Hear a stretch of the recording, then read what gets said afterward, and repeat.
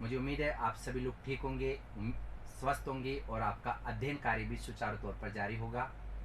जैसा कि आप स्क्रीन पे देख पा रहे हैं, आज का जो हमारा टॉपिक है वह है वाक्य। और वाक्य में विशेषतः जो आपके पाठ्यक्रम में है वो है सरल और संयुक्त वाक्य। जी हाँ, वैसे तो वाक्य के 3 भेद माने गए हैं, लेकिन मुख्य रूप से सरल और संयुक्त वाक्य ही आपके पाठ्यक्रम में लगाए गए हैं। व्याकरण के अंतर्गत आता है, ये आपकी क्लास है। एक ही भाग में मैं इसको आपको पढ़ाऊंगा और मुझे उम्मीद है केवल मैंने सरल और संयुक्त वाक्य नहीं लिए, बल्कि वाक्य क्या होते हैं, वाक्य के कितने भेद है, वाक्य शुद्धि क्या है, मतलब कुल मिला के संपूर्ण टॉपिक को बहुत ही बेहतर ढंग से तैयार किया है। और मुझे उम्मीद है यदि वीडियो के अंत तक आप बने रहेंगे तो निस्संदेह रूप से आपको ये टॉपिक बहुत अच्छी तरह से समझ में आ जाएगा। करें शुरुआत। ठीक है, वाक्य का अर्थ, वाक्य होता क्या है, तो इससे पहले मैं आपको समझाता हूँ। देखिएगा, ये क है और ये मैं है और ये ल है, ये वाक्य नहीं है। ठीक है, ये वाक्य नहीं है, बल्कि ये तीनों अपने आप में अगर देखा जाए तो ये तीनों के तीनों क्या हो जाएंगे, इन तीनों को हिंदी में वर्ण कहा जाता है। अलग अलग है, वर्ण है। ये तीनों मिल जाएंगे तो ये बनेगा कमल, तो ये क्या बन जाएगा, शब्द। वर्ण से किसका निर्माण होता है, शब्द का। और बहुत सारे शब्द मिलकर, जैसे कमल खिलता है, कमल खिलता है, तो बहुत सारे शब्द मिलकर क्या बन जाएगा, वाक्य। और ऐसे ही हजारों वाक्य मिलकर, जैसे कमल कीचड़ में खिलता है, कमल कीचड़ में खिलता है, कमल सुगंध बिखेरता है, तो ये क्या बन जाएगी, भाषा।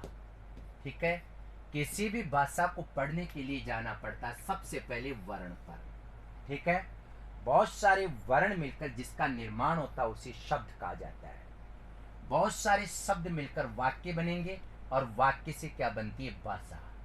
अगर आपसे पूछा जाए कि अर्थ के स्तर पर भाषा की सबसे बड़ी इकाई, तो आपका उत्तर होना चाहिए वाक्य, क्योंकि वाक्य से बढ़कर भाषा की कोई भी सबसे बड़ी इकाई नहीं हो सकती। और पूछा जाए कि भाषा की सबसे छोटी इकाई, तो आपका उत्तर होना चाहिए वर्ण। सही है। अर्थ के स्तर पर भाषा की सबसे छोटी इकाई की बात करें तो अर्थ के स्तर पर भाषा की सबसे छोटी इकाई शब्द, सबसे बड़ी इकाई की बात करें अर्थ के स्तर पर तो वाक्य हो जाएगा। तो हम लोग यूं समझ सकते हैं कि जो वाक्य होते हैं वे अर्थ के स्तर पर भाषा की सबसे बड़ी इकाई माने जाते हैं। सामाजिक प्राणी होने के कारण मनुष्य समाज के अन्य व्यक्तियों के साथ सदैव संपर्क में रहता है, हमेशा ही वो संपर्क में रहता है। इसके लिए वह अपने विचारों को प्रकट करने के लिए भाषा का प्रयोग करता है। अतः मानव के अपने विचारों को पूर्णता से प्रकट करने वाले पद समूह को वाक्य कहते हैं। जो पदों का समूह है उसे वाक्य कहा जाता है। वाक्य सार्थक शब्दों का व्यवस्थित रूप है। जितने भी सार्थक शब्द, देखो आप, क मैं ल, ऐसे बहुत सारे सार्थक शब्दों का समूह क्या कहलाता है, वाक्य है। वाक्य वह सार्थक शब्द समूह है जिससे बोलने या लिखने वाले का भाव पूर्ण रूप से समझ में आ जाए। क्या बोलना चाह रहा है, क्या लिखना चाह रहा है, इसका भाव यदि पूर्ण रूप से समझ में आ जाता है तो उसे वाक्य कहा जाता है। उदाहरण के लिए राम ने धर्म की स्थापना की, ये शब्द समूह सार्थक है। जैसे राम ने, धर्म है, स्थापना की, ये सारे का सारा क्या शब्दों का समूह सार्थक है, तो ये वाक्य बन जाएगा। व्याकरण के नियमों के अनुसार व्यवस्थित है तथा पूरे आज से प्रकट कर रहा है, पूरा, पूरे नहीं, पूरा आज से, संपूर्ण आज से प्रकट कर रहा है, अतः ये अपने आप में एक क्या है, वाक्य है। सार्थक और व्यवस्थित शब्दों का समूह जो किसी भाव या विचार को पूर्णतः व्यक्त करता है उसे वाक्य कहा जाता है। यह भी परिभाषा हो सकती है। सार्थक और व्यवस्थित शब्दों का समूह जो किसी भाव या विचार को पूर्णतः व्यक्त करता है उसे वाक्य कहा जाता है। या हम लोग कह सकते हैं अर्थ के स्तर पर भाषा की अर्थ के स्तर पर भाषा की सबसे बड़ी इकाई, भाषा की सबसे बड़ी इकाई, अर्थ के स्तर पर भाषा की सबसे बड़ी इकाई क्या कहलाता है? तो सबसे बड़ी इकाई अपने आप में वाक्य है। ठीक है, अर्थ के स्तर पर भाषा की सबसे बड़ी इकाई भी क्या कहलाती है? वाक्य ही कहलाती है। अब प्रश्न ये उठता है कि साहब वाक्य के कितने अंग या अवयव होते हैं? तो वाक्य के 2 अंग होते हैं, यानी पूरा का पूरा वाक्य 2 अंगों में विभक्त होता है। और 2 अंग कौन कौन से होते हैं ये भी मैं आपको बता देता हूं। तो वाक्य के मुख्य रूप से 2 अंग होते हैं, एक उद्देश्य होता है और दूसरा क्या होगा? विधेय हो जाएगा। उद्देश्य का मतलब तो क्या होता है? कर्ता। जी हाँ, यहां आप समझ सकते हैं, उद्देश्य का मतलब तो हो जाएगा कर्ता और विधेय का मतलब होता है कर्म प्लस क्रिया। तो कुल मिला के बात साफ है जी कि वाक्य के मुख्य रूप से 2 अवयव होते हैं, एक उद्देश्य जिसमें कर्ता आता है, एक विधेय होता है जिसके अंतर्गत कर्म प्लस आपकी क्या आती है? क्रिया आती है। उद्देश्य क्या होता है? उद्देश्य के विषय में जो कहा जाता है विधेय कहलाता है। जैसे राम जाता है तो यहाँ राम उद्देश्य है, यानी जो कर्ता होता है ना वो क्या होता है? उद्देश्य होता है। ठीक है, और जो कर्म होता है वो क्या होता है? विधेय होता है। तो विधेय में क्या आएगा? देखिएगा, हेरी, मोहन, राकेश, झूठ, ये सब तो क्या है? उद्देश्य है। ठीक है, और जो इधर वाले हैं ये सारे के सारे क्या कहलाते हैं? ये सारे के सारे कहलाते हैं उद्देश्य, और ये सारे के सारे कहलाएंगे आपके विधेय। ठीक है, तो विधेय में कर्म और क्रिया आती है और उद्देश्य में सिर्फ और सिर्फ क्या आता है? कर्ता आता है। ये बात भी आपको समझ में आ जानी चाहिए। ठीक है जी, इसके बाद में पिताजी, ये क्या होगा बताइए? उद्देश्य, क्योंकि ये कर्ता है। और अध्यापक से मिलने आए हैं, ये सारा का सारा कर्म और क्रिया होने के कारण विधेय है। उपयुक्त उदाहरणों में उद्देश्य और विधेय इस प्रकार निर्धारित है। ये सारे के सारे तो क्या है? उद्देश्य। बताया आपको, उद्देश्य का मतलब फिर बता रहा हूं कर्ता है, और ये सारे के सारे विधेय हैं। विधेय का मतलब क्या होता है? कर्म प्लस क्या हो जाएगी? क्रिया। ये कर्म और क्रिया हो जाएगी। ठीक है, तो कहने का मतलब ये साफ है कि वाक्य के मुख्य रूप से 2 अंग होते हैं, एक उद्देश्य होता है और एक दूसरा जो अंग होता है उसे क्या कहा जाता है? विधेय कहा जाता है। अब आप देखिएगा वाक्य के मुख्य रूप से कितने भेद माने गए हैं। तो कोई भी यदि वाक्य होगा तो उस वाक्य के मुख्य रूप से अलग अलग आधारों पर अलग अलग भेद किए गए हैं। अगर हम बात करें साथियों रचना की दृष्टि से, तो रचना की दृष्टि से वाक्य के मुख्य रूप से 3 भेद किए जा सकते हैं। और अगर बात करें अर्थ के आधार पर तो यहाँ 3, और अर्थ के आधार पर वाक्य के मुख्य रूप से कितने भेद हो सकते हैं? 8 भेद किए जा सकते हैं। रचना की दृष्टि से वाक्य भेद, तो यहाँ आप देखिएगा सरल या साधारण वाक्य। एक तो होगा सरल या साधारण वाक्य, नाम से पता चल रहा है, जहाँ उद्देश्य होता है, विधेय होता है, यानी कर्ता और क्रिया अगर होगी तो सरल या साधारण वाक्य होगा। जिस वाक्य में एक उद्देश्य मैंने बताया और एक विधेय, एक उद्देश्य का मतलब क्या होना चाहिए? कर्ता होना चाहिए। एक विधेय, विधेय का मतलब कर्म या क्रिया होनी चाहिए, अर्थात एक मुख्य क्रिया हो, तो उसे सरल या साधारण वाक्य कहा जाता है। उसे क्या कहेंगे हम लोग? सरल या साधारण वाक्य उसे कहा जाता है।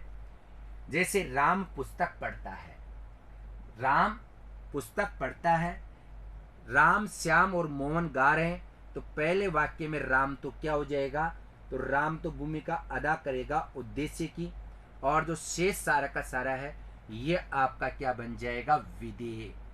ठीक है, इधर राम, श्याम और मोहन ये उद्देश्य गा रहे हैं, ये बन जाएगा विधेय। एक बार फिर समझा देता हूं, जहां वाक्य के अंतर्गत एक तो कर्ता होता है और एक कर्म या क्रिया होगी तो वो सरल या साधारण वाक्य ही होता है।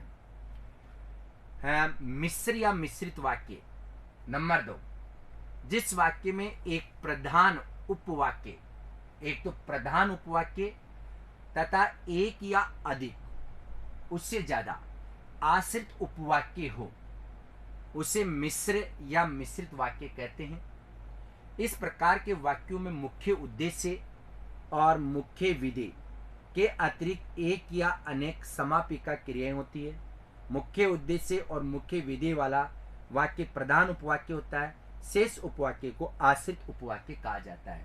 मतलब आप इसको ये समझ सकते हो, इस प्रकार समझ सकते हैं। यहाँ जो मिश्र वाक्य होता है इसमें एक तो प्रधान वाक्य होता है और उस पर आश्रित अनेक उपवाक्य होते हैं। जैसे अध्यापक आए प्रधान वाक्य, तो छात्र पढ़े वो उस पर क्या है, आश्रित है। जो मेहनत करता है वह उत्तीर्ण होता है, तो मेहनत करना प्रधान वाक्य, उत्तीर्ण होना उस पर आश्रित उपवाक्य माना जाता है। सरल या साधारण वाक्य। दूसरा था मिश्र वाक्य। तीसरा है संयुक्त वाक्य। संयुक्त वाक्य में एक प्रधान वाक्य और एक या एक से अधिक प्रधान उपवाक्य समान होते हैं। दोनों मिश्र वाक्य भी हो सकते हैं। मैं कोशिश ये करूंगा कि एक ही वाक्य को तीनों में आपको बदलकर समझाऊं। संयुक्त वाक्य में प्रधान उपवाक्य और समानाधिकरण उपवाक्यों को जोड़ने के लिए और, लेकिन, किंतु, मगर, परंतु, अथवा, या, अतः, इसलिए, बल्कि, चूंकि, वरन, यद्यपि, तथापि जैसे योजक शब्दों का प्रयोग किया जाता है। उदाहरण के लिए देखिएगा, राम तब घर जाएगा जब मध्यांतर होगा, परंतु इससे जोड़ दिया इसको, ये एक सरल वाक्य। रमेश पहले ही घर चला जाएगा। राम पुस्तक पढ़ रहा है किंतु मोहन खेल रहा है, तो दो सरल वाक्यों को किससे जोड़ दिया, अपने योजक अवयवों से। ये लिख रखा ना, कंजक्शन, जिसको बोलते हैं योजक या समुच्चय बोधक अव्यय, इनको कहा जाता है। मैं एक बार बता देता हूँ। एक ही उदाहरण को तीन जगह बदलते हैं। जैसे अपने सामने सूर्य उदय होता है, सूर्य प्लस उदय बराबर सूर्य उदय होता है, ठीक है। दूसरा है पक्षी चहकते हैं, सूर्य उदय होता है, दूसरा है पक्षी चहकते हैं। ये दोनों के दोनों जो सेंटेंस है ये कौन से बनेंगे, तो ये बन जाएंगे सरल या साधारण वाक्य। जी हाँ, सरल या इनको हम कहेंगे साधारण वाक्य, ठीक है। अब इसी को हम बदलते हैं किसमें, संयुक्त वाक्य में। जैसे सूर्य उदय होता है, सूर्य उदय होता है और पक्षी चहकते हैं, और पक्षी चहकते हैं, लीजिएगा, सूर्य उदय होता और पक्षी चहकते हैं। कौन सा वाक्य बन गया, तो ये वाक्य बन गया आपका नंबर 2, जिसका नाम है मिश्र वाक्य। जी हाँ, कौन सा वाक्य हो जाएगा, ये मिश्र वाक्य हो जाएगा। तो ये नंबर 2 माफी चाहूंगा, संयुक्त वाक्य, क्योंकि योजक अवयव से जुड़ रहे हैं। नंबर 3 अगर हम बात करें, जैसे ही सूर्य उदय हुआ, जैसे ही सूर्य उदय हुआ वैसे ही पक्षी चहकने लगे, वैसे ही पक्षी चहकने लगे, पक्षी चहकने लगे। ये लीजिएगा, ये कौन सा वाक्य बन जाएगा, तो ये वाक्य बन जाएगा आपका मिश्र वाक्य। तो साथियों, कुल मिला के कहा जा सकता है कि एक ही सेंटेंस को हम लोग 3 जगह परिवर्तित कर सकते हैं। जैसा कि आप देख रहे हैं, पहला है सरल या साधारण वाक्य, दूसरा है आपका कौन सा, तो दूसरा हो जाएगा आपका संयुक्त वाक्य, और नंबर 3 पे हो जाएगा आपका कौन सा वाक्य बताइएगा, मिश्र वाक्य। यहां तक बात आपको अच्छी तरह से समझ में आ गई होगी। चलिएगा, अब अर्थ की दृष्टि से वाक्य को 8 भागों में बांट सकते हैं, और मैं चाहता हूं कि एक ही उदाहरण को 8 जगह परिवर्तित किया जाए। नंबर 1 है विधानवाचक वाक्य। जिस वाक्य, विधानवाचक वाक्य में क्या होगा, जिस वाक्य में क्रिया के होने या करने का सामान्य कथन हो उसे विधानवाचक वाक्य कहा जाता है। इसका दूसरा नाम अगर अपन लिखना चाहे तो हो जाएगा सकारात्मक वाक्य, विधानवाचक या सकारात्मक वाक्य। और अंग्रेजी के हिसाब से अगर बात करें तो ये हो जाएगा अफर्मेटिव सेंटेंस। समझ गए आप? तो कुल मिला के विधानवाचक, सकारात्मक वाक्य ये सब एक ही बात है। जिस वाक्य में क्रिया के होने या करने का सामान्य कथन हो उसे विधानवाचक वाक्य कहते हैं, अर्थात जिससे सीधा अर्थ निकलता है।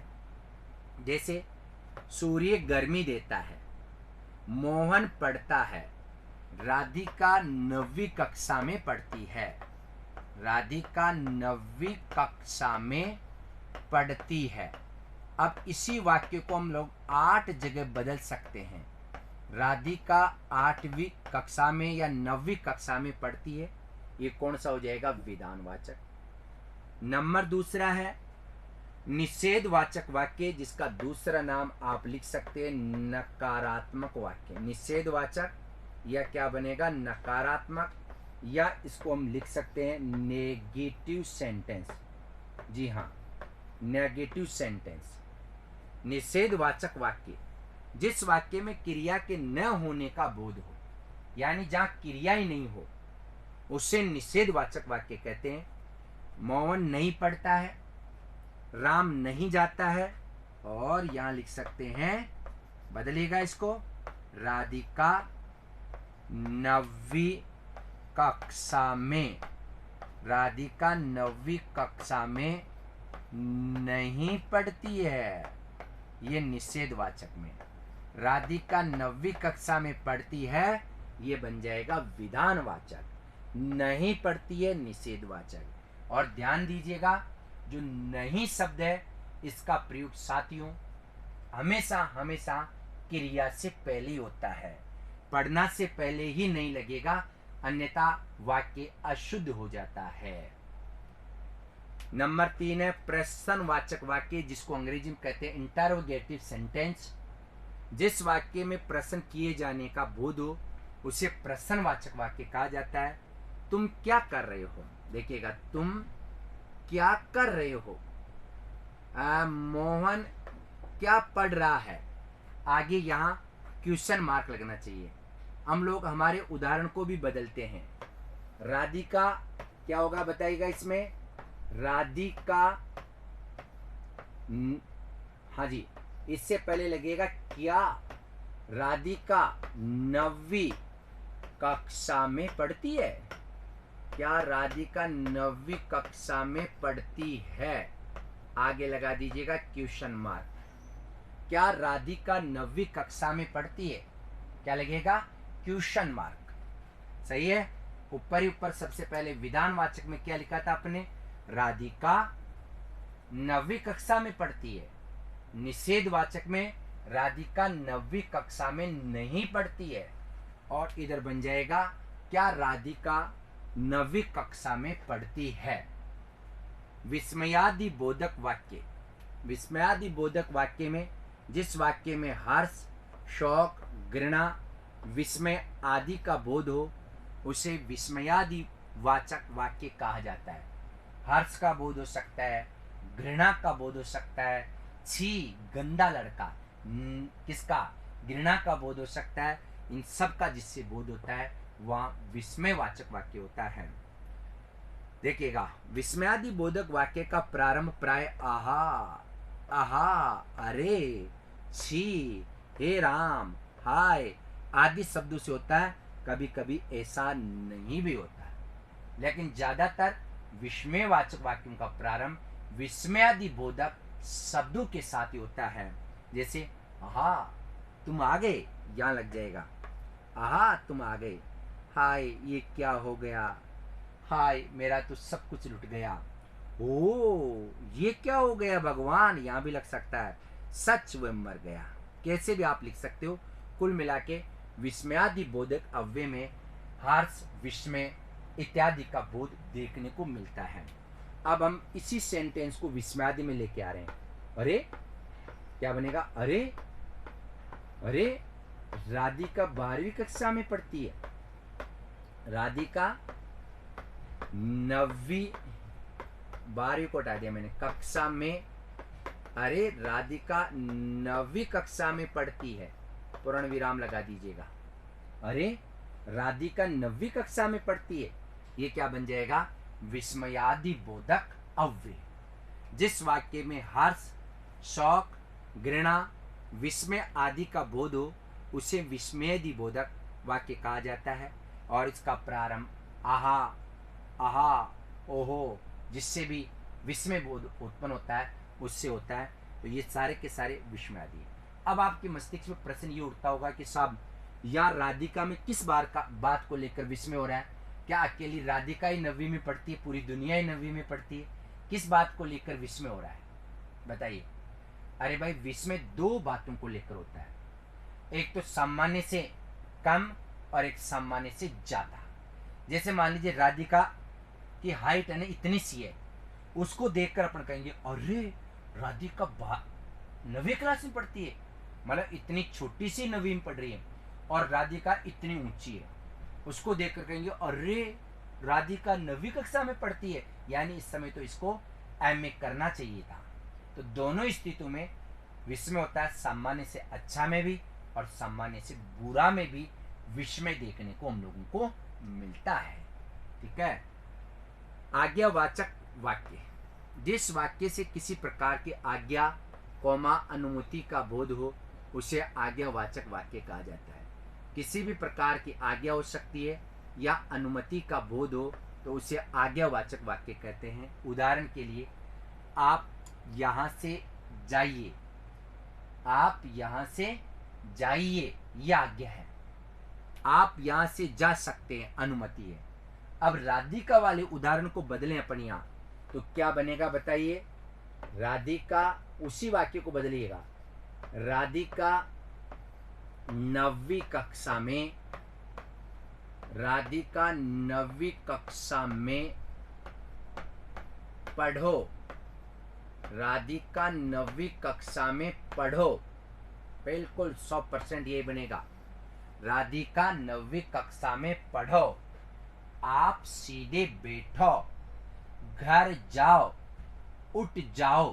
तो ये सब क्या है बताइए? आज्ञावाचक। ठीक है। हाँ, इच्छावाचक वाक्य, जिस वाक्य से वक्ता की इच्छा, आशीर्वाद, शुभ कामना आदि का भाव प्रकट होता है उसे इच्छावाचक वाक्य कहते हैं। उदाहरण के लिए, आज तो वर्षा हो जाए, फिर ईश्वर तुम्हें सुखी रखे। और इस वाक्य को कैसे बदलेंगे आप बताइएगा? इच्छावाचक में कैसे बदलेंगे इसको? बदलिएगा, मैं बदल देता हूं। राधिका 12वीं कक्षा में, मैं बार बार 12वीं का नाम आ रहा है, राधिका 9वीं कक्षा में, राधिका 9वीं कक्षा में पढ़े। जी हाँ, राधिका 9वीं कक्षा में पढ़े, ये इच्छा है। आप सब लोग नौकरी लगे, ये मेरी इच्छा है। आप प्रथम श्रेणी से उत्तीर्ण होवे, ये मेरी इच्छा है। ईश्वर आपकी यात्रा मंगलमय करे, ये मेरी इच्छा है। ईश्वर आपके प्रत्येक मनोरथ को पूरा करे, ये मेरी क्या है? इच्छा है। देखो, आप नौकरी लगो, ये आज्ञा है। आप नौकरी लगे, ये इच्छा है। आप प्रथम आओ, ये आज्ञा है। आप प्रथम आए, ये क्या है? इच्छा। तो आओ आज्ञा, आए से क्या बन जाएगी बताइएगा? इच्छा। ठीक है। संदेहवाचक वाक्य, जिस वाक्य से कार्य के होने में संदेह या संभावना प्रकट हो उसे संदेहवाचक वाक्य कहते हैं। उदाहरण के लिए, वह शायद ही उत्तीर्ण हो, वह शायद ही उत्तीर्ण हो, संभवतः वह पढ़ रहा होगा। बताइएगा उस उदाहरण को कैसे लाएंगे यहाँ? तो यहाँ हो जाएगा राधिका 12वीं कक्षा में, राधिका 12वीं कक्षा में पढ़ती होगी, राधिका 12वीं कक्षा में पढ़ती होगी, कौन सा बन जाएगा? संदेहवाचक वाक्य। राधिका 12वीं कक्षा में पढ़ती होगी, क्या बन जाएगा? संदेहवाचक वाक्य। ठीक है। जिस वाक्य से कार्य के होने में संदेह या संभावना प्रकट हो वो संदेहवाचक होता है। या आप शायद भी लगा सकते हैं, बिल्कुल शायद भी लगा सकते हैं, या आप लगा सकते हैं संभव है, संभव है राधिका, देखो 12वीं आएगी, मैं 9वीं में पढ़ाना चाहता हूँ इसको। संभव है राधिका 9वीं कक्षा में पढ़ती हो। संभव है राधिका 12वीं कक्षा में नहीं 9वीं कक्षा में पढ़ती हो। और इधर भी यही आएगा, शायद राधिका 9वीं कक्षा में, शायद राधिका 9वीं कक्षा में पढ़ती हो। ये लीजिएगा संदेहवाचक। संकेतवाचक वाक्य क्या होते हैं? कुल मिला के आप यूं समझिएगा, संकेतवाचक वाक्य में एक वाक्य दूसरे वाक्य पर क्या होता है? निर्भर होता है। कंडीशनल वाक्य होते हैं, कम से कम 2 सेंटेंस होंगे। देखिएगा, जिस वाक्य में एक बात का होना दूसरी बात पर निर्भर है, यानी एक वाक्य दूसरे वाक्य पर निर्भर हो, उसे संकेतवाचक वाक्य कहते हैं। संकेतवाचक वाक्य मिश्रित वाक्य होता है। जितने भी संकेतवाचक वाक्य होते हैं वो अपने आप में मिश्रित वाक्य होते हैं। जैसे हम बात करते हैं, यदि वर्षा होती तो फसल अच्छी होती, यदि तुम पढ़ोगे तो उत्तीर्ण हो जाओगे। कुल मिला के बात साफ है, यदि वर्षा होती तो फसल अच्छी होती, यदि तुम पढ़ोगे तो उत्तीर्ण हो जाओगे। समझ रहे हैं आप बात? तो यहाँ भी आपको यही समझना है कि संकेतवाचक वाक्य में जिस वाक्य में एक बात का होना दूसरी बात पर निर्भर हो उसे संकेतवाचक वाक्य कहते हैं। संकेतवाचक वाक्य मिश्रित वाक्य भी होते हैं, क्योंकि जहाँ कम से कम 2 वाक्य होंगे, अंग्रेजी में इसको बोलते हैं कंडीशन वाक्य और हिंदी में इसका दूसरा नाम है शर्तवाचक वाक्य। शर्तवाचक वाक्य भी इसको कह सकते हैं, और वैसे अमूमन इनको कहा जाता है कंडीशनल सेंटेंस। यदि तुम पढ़ोगे तो उत्तीर्ण होगा, तुम न बचाते तो हम डूब जाते, ये सारे के सारे इसमें आ जाएंगे। वाक्य शुद्धिकरण समझ गए? फिर एक बार रिपीट कर रहा हूं, रचना के आधार पर वाक्य के 3 भेद माने गए। हालांकि 9वीं क्लास के सिलेबस में संयुक्त वाक्य और सरल वाक्य ही हैं, लेकिन ये प्रत्यक्ष और अप्रत्यक्ष रूप से आपके काम में आएंगे, इसलिए वाक्य प्रकरण को मैं बहुत ही गहराई से आपको पढ़ा रहा हूं। तो रचना के आधार पर वाक्य के 3 भेद हैं, सरल, संयुक्त और मिश्र। और अर्थ के आधार पर वाक्य के 8 भेद हैं। 8 के 8 को डिटेल से हम लोग पढ़ चुके हैं। मुझे उम्मीद है यहाँ तक अच्छी तरह से समझ में आ गया होगा। वाक्य शुद्धिकरण, लिंग संबंधी अशुद्धियां। संज्ञा के जिस रूप से उसके पुरुष या स्त्री होने का बोध होता है उसे लिंग कहते हैं। शुद्ध वाक्य निर्माण में लिंग की पहचान आवश्यक है, और यदि वाक्य में सही लिंग का प्रयोग नहीं हुआ तो वाक्य अशुद्ध हो जाता है। कैसे? देख लीजिएगा।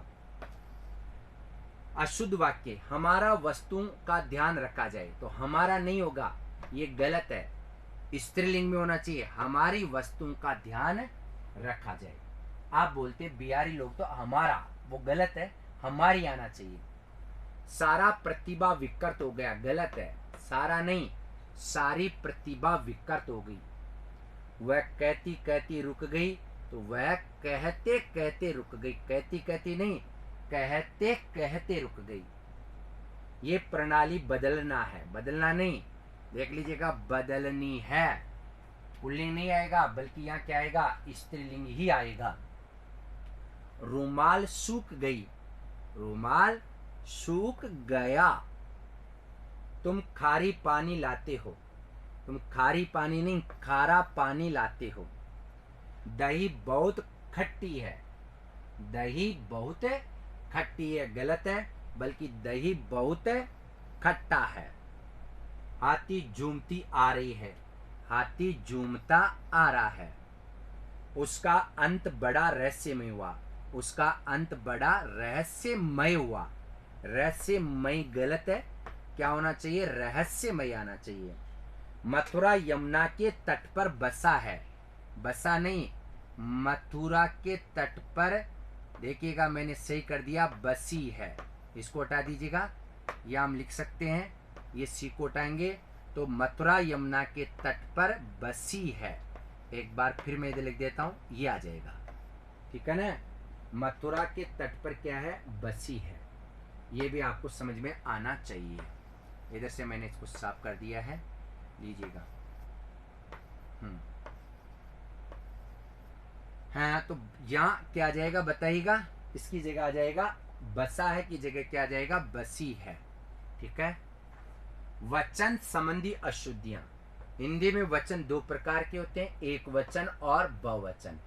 यदि एक वचन की जगह बहुवचन और बहुवचन की जगह एक वचन आ गया तो भी आपका वाक्य अशुद्ध हो जाएगा। उसके पास 50 ग्राम सोने हैं, सोने नहीं, एक वचन में आएगा सोना, क्योंकि जितने भी द्रव्यवाचक संज्ञाएं है ना, वो सारी की सारी एक वचन में ही आती है। अपना हस्ताक्षर कर दो, नहीं, हस्ताक्षर बहुवचन में आएगा, अपना नहीं, अपने हस्ताक्षर कर दो, क्योंकि हस्ताक्षर शब्द हमेशा बहुवचन में आता है। लोग है, प्राण है, आंसू है, हस्ताक्षर है, दर्शन है, अक्षत है, चावल है, ये सब किस में आते हैं, बहुवचन में आते हैं। दुर्घटना में अनेकों लोग घायल हो गए, अनेकों शब्द ही नहीं होता, गलत है ये, अनेकों कोई शब्द नहीं होता, बल्कि शुद्ध शब्द होता अनेक लोग घायल हुए। मंदिर में जाने के लिए 50 सीढ़ी नहीं है, बल्कि क्या है, सीढ़ियां है। बहुवचन में क्या बनेगी, सीढ़ियां, मतलब किसी भी मंदिर पे जाने के लिए लगभग 50 सीढ़ियां हैं।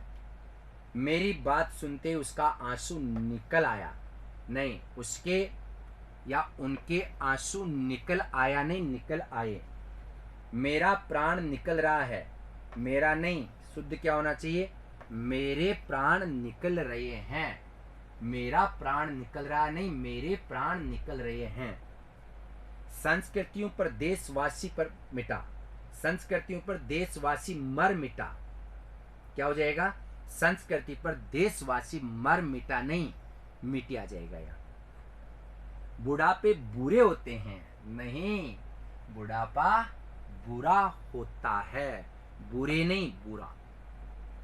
बेरोजगारियां दूर होनी चाहिए, यह गलत है, शुद्ध होना चाहिए, बेरोजगारी दूर होनी चाहिए। अपने सोचों पर काबू पालो, सोचो नहीं, सोच आना चाहिए। यहां से अनेक गाड़ी, यहां से अनेक गाड़ी नहीं, गाड़ियां, एक वचन नहीं, बहुवचन। आकाश में अनेक चिड़ियां उड़ रही है, बहुवचन में चंद्र बिंदु लगते बहुवचन होगा। इन प्रश्नों का उत्तर 50 शब्द में दो, इन प्रश्नों का नहीं, प्रश्नों के उत्तर 50 शब्दों में दो। लोग मक्खियां मच्छरों से परेशान है, लोग मक्खी मच्छरों से परेशान है। क्या ये सारी पुस्तक मुझे पढ़नी है, क्या ये सारी पुस्तक नहीं, पुस्तकें मुझे पढ़नी है, ये जितने भी पुस्तकें हैं क्या यह मुझे पढ़नी है। फिर देखिएगा, कारक संबंधी अशुद्धियां, बात साफ है, प्रत्येक वाक्य में एक क्रिया अवश्य होती है, जितने भी वाक्य होंगे ना उनमें एक क्रिया अवश्य होती है। वाक्य में प्रयुक्त संज्ञा या सर्वनाम शब्दों का उस वाक्य की क्रिया से जो संबंध पाया जाता है उसे कारक कहा जाता है। जैसे राम ने कर्ता, रावण क्या हो गया, कर्म, समझ में आ गए। मोहन कर्ता, कुर्सी पर अधिकरण है, तो कारकों की संख्या हिंदी में 8 मानी गई है। ये देख लीजिएगा, ये 8 कारक है, ये 8 क्या है, चिन्ह है, इनको हम लोग विभक्ति चिन्ह कह दें तो कोई दिक्कत नहीं है। विभक्ति चिन्ह या चिन्ह विभक्ति तो कर नहीं हो पाएगा, इसके बाद में लगा देते हैं विभक्ति चिन्ह, या इसका दूसरा नाम क्या हो जाएगा, परसर्ग। कर्ता के साथ ने, इसको प्रथमा, कर्म के साथ को, करण से द्वारा, संप्रदान के लिए, अपादान से, संबंध में काके की, अधिकरण में मैं पर, संबोधन में आ जाएगा हे, हरे और बो। ठीक है। कारक के शुद्ध प्रयोग, राम ने रावण को मारा, सही है क्या, बिल्कुल, राम ने, ये करता है। मोहन ने पुस्तक पढ़ी, करता। रमेश ने मोहन को, यहाँ कर्म है। राम पुस्तक को पढ़ता है, ये कर्म है। रमेश ने उसे डंडे से मारा, डंडे से, तो जहां भी बी वाई या अंग्रेजी के वित्त शब्द का इस्तेमाल हो वहां करण होता है, और करण का शाब्दिक अर्थ क्या होता है? साधन। ठीक है। रेणु सीता के लिए चाय बना रही, के लिए में संप्रदान। वह बस से उतरा, अंग्रेजी के FROM फ्रॉम शब्द का जहां भी प्रयोग होता है वहां अपादान कारक होता है। हाथ से गिलास छूट गया, अलग हो गया, अपादान कारक। मोहन की, संबंध कारक। माँ कुर्सी पर, जहां भी अंग्रेजी के ऑन या इन शब्द का इस्तेमाल होता है वहां अधिकरणी होता है। ऑन और इन शब्दों का इस्तेमाल होता है वहां अधिकरण कारक ही होता है। अब आप देखिएगा, रमेश कुत्ते को पीटा, क्या हो जाएगा? रमेश ने, कर्ता कारक आएगा, रमेश ने कुत्ते को पीटा। मैंने ये काम नहीं करना, मैंने नहीं, मुझे, मैंने की जगह क्या आना चाहिए? मुझे ये काम नहीं करना। मेरे को पता नहीं है, मुझे पता नहीं है। मेरे को पता नहीं है, मुझे पता नहीं है। हम हमारे घर जा रहे हैं, हम अपने घर जा रहे हैं। मैं मेरा काम जानता हूं, मैं मेरा नहीं, अपना। मेरे की जगह क्या आएगा? अपना काम जानता हूं। सड़कों, लड़कों से जाने के लिए कहो, लड़कों से जाने को कहो, जाने के लिए नहीं बल्कि जाने को कहो। वे मुझ में विश्वास करते हैं, वे मुझ में नहीं, मुझ पर ऑन आना चाहिए, इन नहीं आना चाहिए, क्योंकि मैं में तो अंदर का भाव प्रकट होता है। अन्विति या पदक्रम संबंधी अशुद्धियां, इसका मतलब बात साफ है। वाक्य में शब्दों के लिंग, वचन, कारक आदि से पारस्परिक संबंध को अन्विति कहते हैं। वाक्य में प्रयोग किए गए पदों, शब्दों के सही क्रम को पदक्रम कहा जाता है। वाक्य में प्रथम कर्ता पद, फिर कर्म पद तथा अंत में क्रिया पद का प्रयोग किया जाता है। उदाहरण के लिए अगर हम बात करें, नृत्य करने में बड़ी कुशल है मीरा, इसका मतलब पदों का क्रम सही नहीं है। एक अच्छे वाक्य में सबसे पहले कर्ता, फिर क्या आता कर्म, और लास्ट में क्या आती है? क्रिया। ठीक है। इसमें मीरा करता तो सबसे पहले मीरा आनी चाहिए। मीरा नृत्य करने में बड़ी कुशल है। कौन खरीदेगा इतना महंगा कपड़ा? ये गलत है। इतना महंगा कपड़ा कौन खरीदेगा? बहुत कीमत होगी इस पुस्तक की। पहले आएगा इस पुस्तक की कीमत बहुत होगी या बहुत कीमत होगी। प्रभा को काटकर टमाटर खिलाओ प्रभा को काटकर टमाटर खिलाओ, ये अच्छी बात नहीं है। प्रभा को काटकर टमाटर खिलाओ तो ये गलत है, बल्कि प्रभा को टमाटर काटकर खिलाओ, टमाटर काटकर खिलाओ, तो क्या बन जाएगा? ये वाक्य शुद्धि हो जाएगा। कुल मिला के लिंग है, वचन है, कारक है, सर्वनाम है, ये तमाम प्रकार की वाक्य की हम लोग अशुद्धियां पढ़ते हैं। मुझे उम्मीद है क्योंकि जो आपके पाठ्यक्रम में थे वाक्य के मुख्य रूप से अर्थ के आधार पर 8 भेद, रचना के आधार पर वाक्य के कितने भेद हो जाएंगे? तो रचना के आधार पर वाक्य के जो भेद होंगे वो है 3, अर्थ के आधार पर 8, वाक्य के मुख्य रूप से 2 अंग है, उद्देश्य, विधेय, वाक्य शुद्धि हम लोग कैसे कैसे कर सकते हैं, इन तमाम पहलुओं पर एक एक करके हम चर्चा कर चुके हैं। मुझे उम्मीद है कि वाक्य शुद्धि, वाक्य प्रकरण, सरल, संयुक्त और मिश्र वाक्य आप समझ गए होंगे। आज के लिए इतना ही। धन्यवाद। नमस्कार।